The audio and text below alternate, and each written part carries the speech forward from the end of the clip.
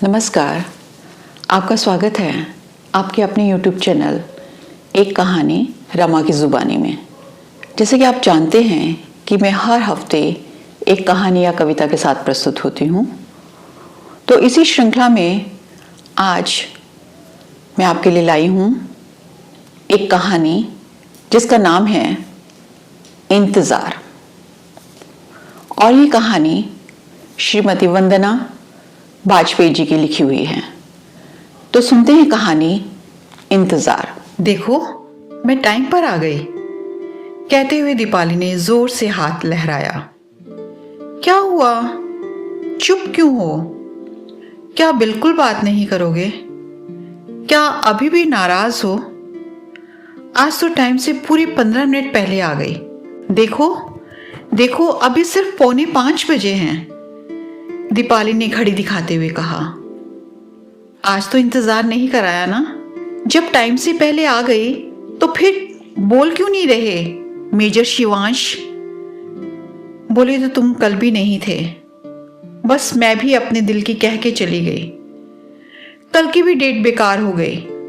सच है, तुम आर्मी वाले भी ना बड़े कड़क होते हो। प्यार में इतने नियम, इतने कानून, ऑर्डर इज ऑर्डर। देखा है भला कहीं? जरा सी देर नहीं हुई कि जनाब को गुस्सा आ जाता है। पर याद रखना, तुम्हारा ये गुस्सा मुझ पर। अरे नाराज क्यों होते हो? सॉरी बाबा, देखो कान पकड़ रही हूं। अब बिल्कुल समय की पाबंद रहूंगी, आर्मी वालों की तरह। इंतजार तो बिल्कुल नहीं करवाऊंगी।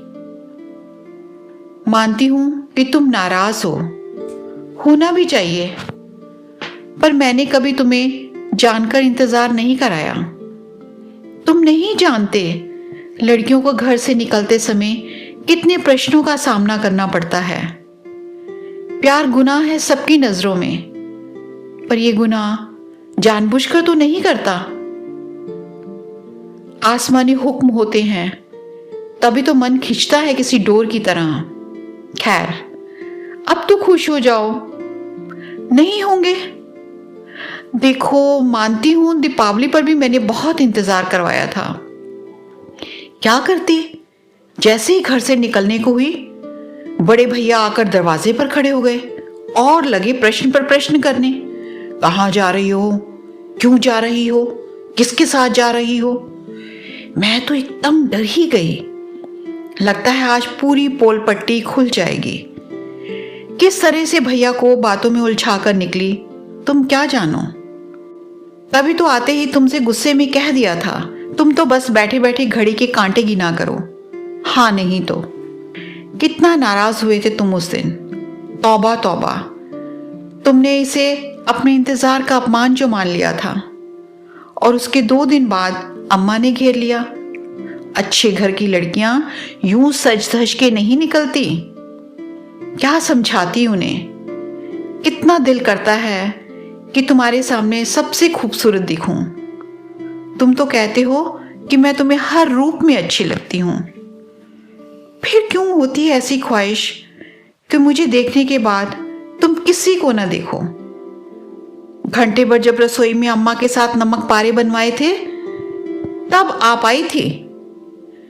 चप्पल पहनने में भी देर ना हो जाए, ये सोचकर चप्पल हाथ में लेकर दौड़ी थी, पसीने से लथपथ।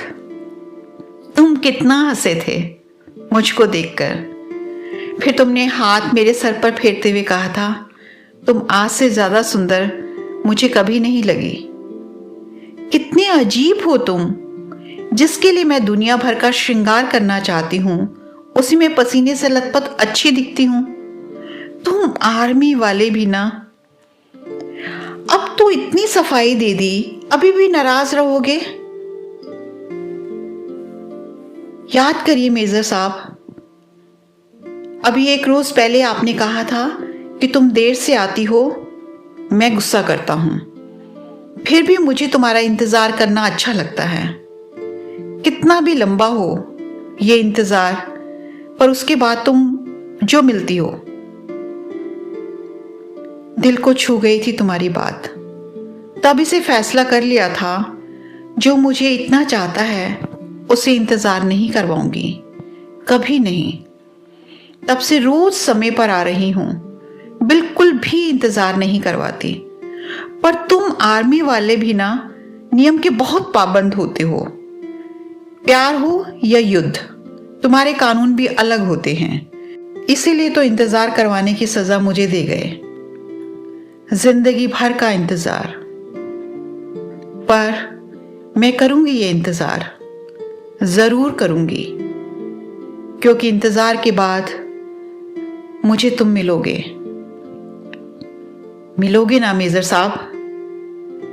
कहते हुए दीपाली ने समाधि पर फूल चढ़ा दिए, जिस पर लिखा था लेट मेजर शिवांश, 22 सितंबर 1992 से 25 दिसंबर 2017। पर दीपाली की डबडबाई आंखों को सिर्फ एक शब्द दिख रहा था, इंतजार। तो ये थी कहानी इंतज़ार। कैसी लगी आपको? अगर पसंद आई हो तो लाइक और शेयर करना ना भूलें और कमेंट सेक्शन में कमेंट भी ज़रूर कर दीजिएगा। अगर आपको चैनल अच्छा लगता हो तो प्लीज़ सब्सक्राइब करना ना भूलें। तो मिलते हैं अगले सप्ताह एक नई कहानी या कविता के साथ। तब तक के लिए दीजिए आज्ञा और अपना रखिए ढेर सारा ख्याल।